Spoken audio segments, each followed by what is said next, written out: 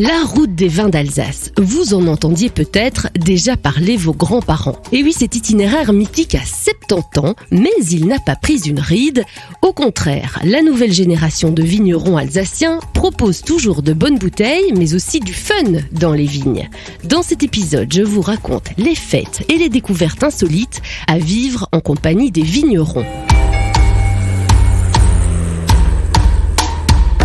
Je m'appelle Sarah Wyss, je suis journaliste voyage. Je vous donne mes bons plans pour vos vacances et je vous raconte des lieux étonnants. Bienvenue dans le Journal de l'évasion, le podcast.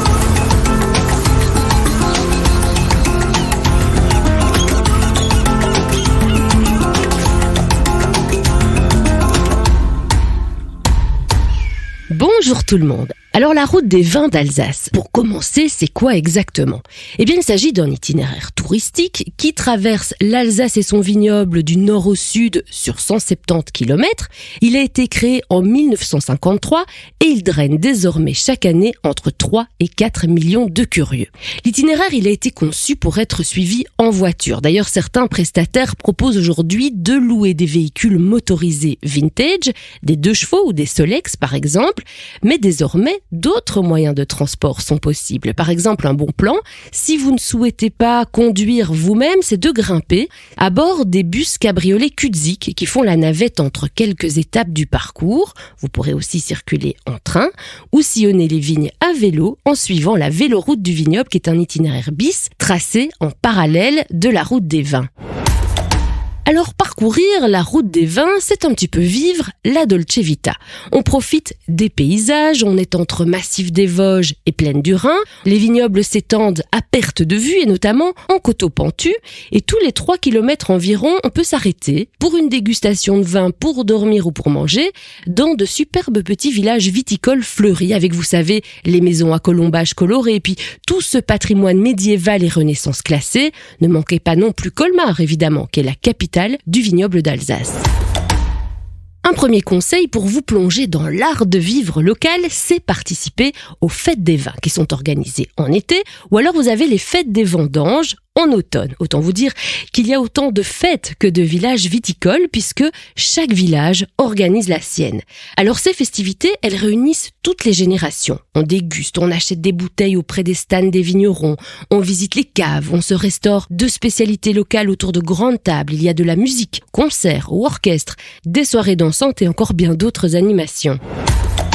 Vous aurez l'occasion pendant ces fêtes de croiser tous les acteurs du vin. Parmi eux, il y a notamment les traditionnelles confréries qui œuvrent pour la promotion des vins d'Alsace parfois depuis le XVIe siècle. C'est le cas notamment de la confrérie Saint-Étienne, mais il y a aussi de plus en plus de viticultrices et de femmes actives dans les métiers du vin.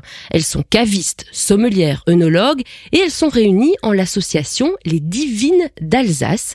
Et puis bien sûr, il y a toute la nouvelle génération de vignerons, eux aussi regroupés en une association qui s'appelle les Jeunes Vignerons d'Alsace. Tous ses membres ont moins de 40 ans. Si ces fêtes de village sont organisées depuis que le vignoble existe, vous pourrez désormais également profiter, le long de la route des vins, de nouvelles activités originales pour découvrir le vignoble autrement. Au programme notamment, et tout cela se passe dans les vignes, des pique-niques, des concerts, des chasses au trésor, des escape games, des cours de yoga même et des balades guidées à vélo. Vous pourrez encore louer des gyropodes, vous savez ces engins qu'on appelle aussi Segway, qu'on conduit debout et qui sont capables de passer sur tous les terrains, notamment les plus caillouteux des sentiers viticoles et même lorsqu'ils sont sous la neige. Et puis, il y a les chouettes expériences vignerons d'un jour qui sont proposées par des dizaines de domaines le long de la route des vins.